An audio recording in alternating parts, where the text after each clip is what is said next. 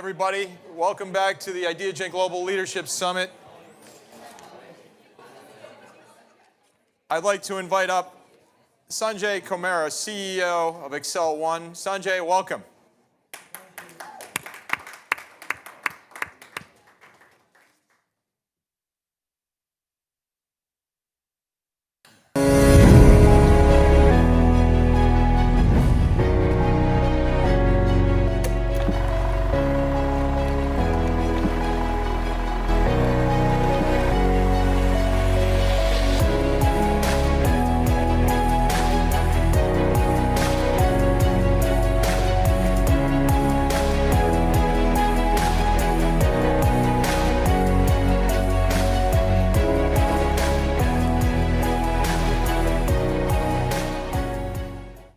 Ramgad Lake, once the pride of Jaipur and Rajasthan.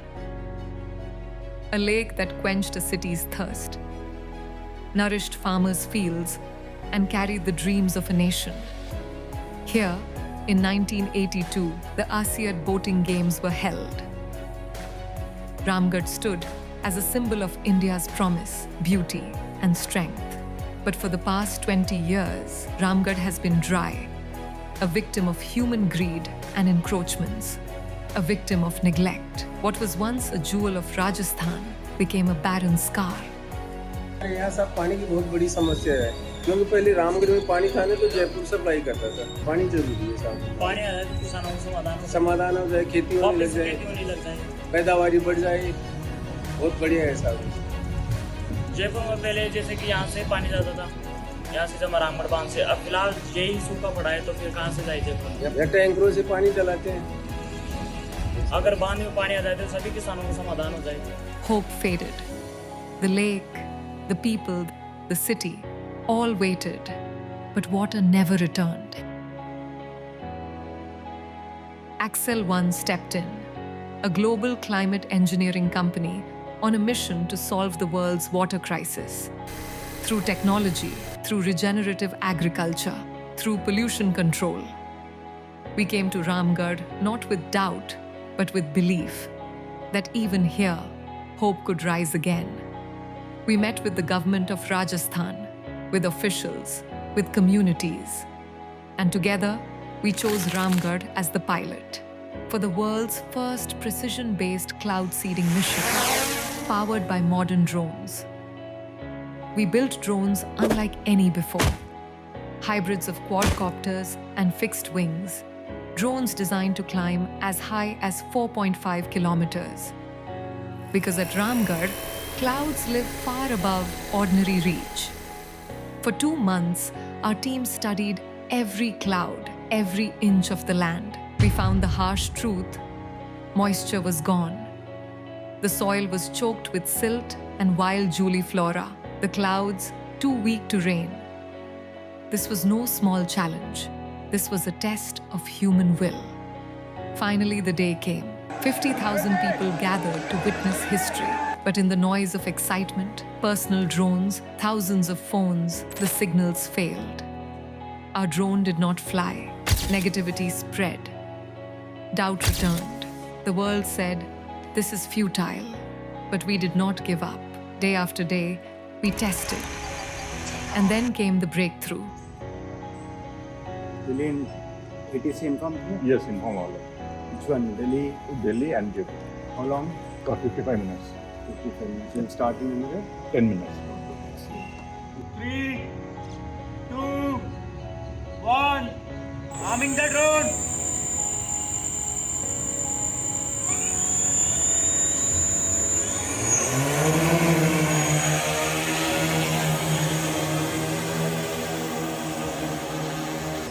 meters, 400 meters. For the first time in India, commercial drones were given permission to fly up to 10,000 feet. The skies were opening to Ramgad. And so we began. Targeting the convective cloud, northwest direction, okay, from Ramgad Lake. So the altitude is at like approximately 1 kilometer. So the flight will take off, we'll release the seeding agent over there.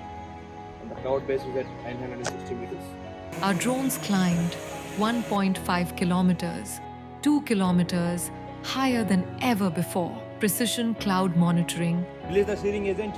targeted seeding, and then the miracle. The clouds responded, the mountains received rain. Hope returned to Ramgad. I'm Kalyan Chakravarti Yasoda. I'm a climate scientist at Axel One company. So today we have conducted a cloud seeding experiment at Ramgad Lake. Showed that the cloud base is at 850 meters. So we have released our seeding agent at 870 meters altitude. We have seen the quick initiation and the enhancement of the rain. The rain initiated very shortly. This is only the beginning. We have proposed the next phase: advanced atmospheric stations, drones that can hover for 6 hours, and a sensor network that reads every cloud with deep precision. Our mission: to make Ramgad the first lake in the world to be revived through atmospheric science and precision technology. But our vision doesn't stop with water. From the mud, the weeds, the juliflora, we will create biochar, turning waste into high-quality biomanure for farmers, reviving not just a lake, but organic agriculture, soil health, and prosperity. Ramgad is rising again, not yet full, not yet finished, but alive with hope. This journey is bigger than a lake. It is a blueprint for California, for the Middle East, for Asia, for Africa. A blueprint for solving the world's water crisis. At Axel One, we are not just bringing back water, we are bringing back life. We are bringing back organic agriculture. We are bringing back hope.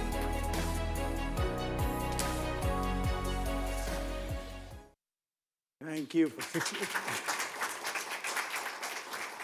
I apologize, it's 6 minutes long, but the story is important.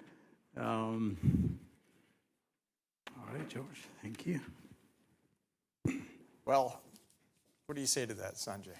I can ask, I can open up for questions. Well, we're going to go into the interview. Yeah. We're going to go into the interview. Hold on 1 second here. We get That's not the same video, I guess. Time out. Okay, sorry about that. So Sanjay Kommera, CEO of Axel One, you are, and describe Axel One as architects of environmental transformation. What inspired you personally to take on the challenges of building climate intelligence at a systems level rather than simply creating a tool or dashboard or something similar? Sorry, let me fix this. Okay. So I have looked at technology, worked in technology for almost 22 years. And I was actually having a nice conversation with Sharon. What's the purpose? What am I building this technology for? I've seen digital transformation. I've led engagements worth 300 million where we have completely upgraded all the systems and other stuff. But then that's when actually 4 years back, the world was talking about ESG. I'm like, what is ESG? I started researching myself. And then I realized the future is all about sustainable transformation. Because the world is going through lots of changes. It's not necessarily the carbon emissions, which we are all crazy about, measuring carbon emissions and how we reduce carbon emissions. But when I travel to different parts of the world, especially the global south, I've seen the countries trying to build sustainable solutions, which is like, for example, Middle East is looking at converting all their dry lands into green lands. They're investing a lot of money. There's a lot of innovation going on where they want to be self-sustainable. They don't want to be an import-dependent country or countries. And I've traveled to various states in India. It's almost the 4th largest economy and soon to be 3rd largest economy with 1.4 billion people, aspirations of people. You need to secure your natural resources, right? So this one lake that we have seen.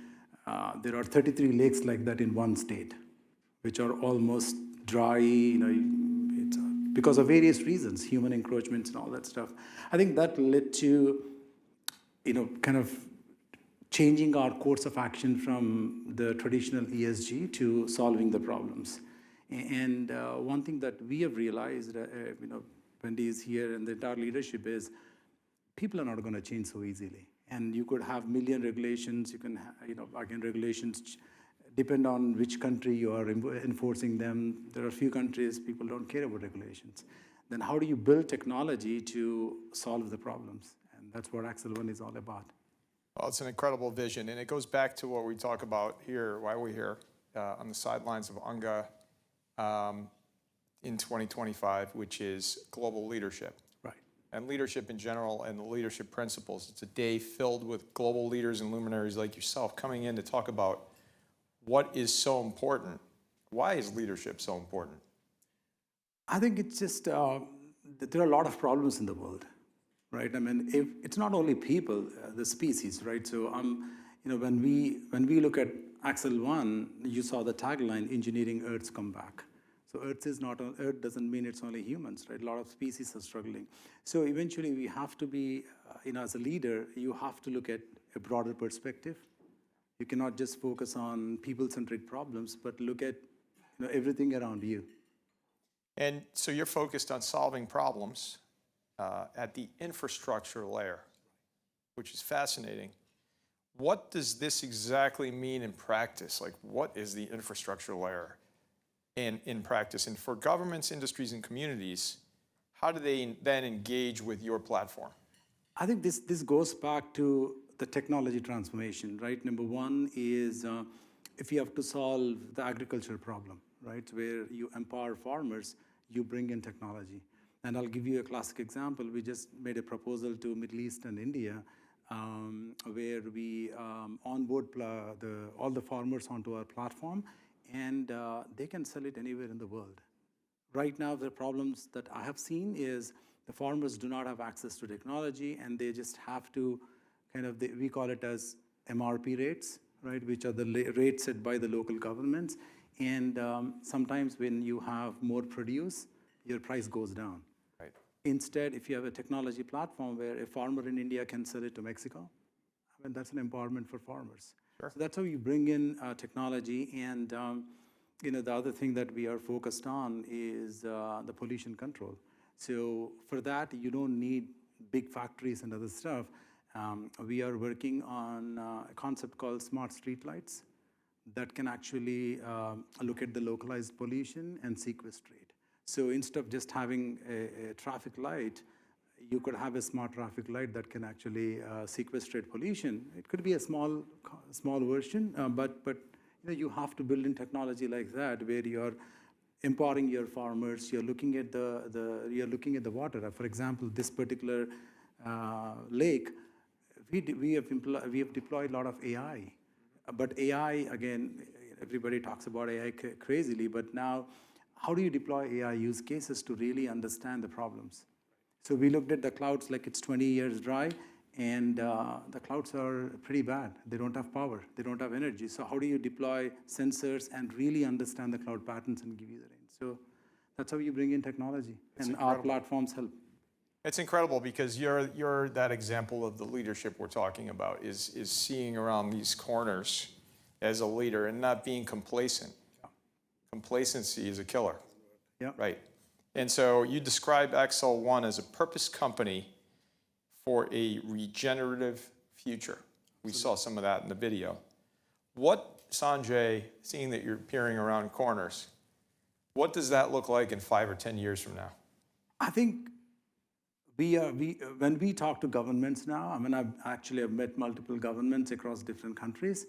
They're responding positively because I think the governments are willing to deploy the technology and, more importantly, the data and analytics to really understand what kind of problems are they dealing with, right? Which they don't have access to the data, the granular data where the data can help them in decision making, right? So they are willing to invest in technology. For example, give an example of Middle East where they're focused on regenerative agriculture.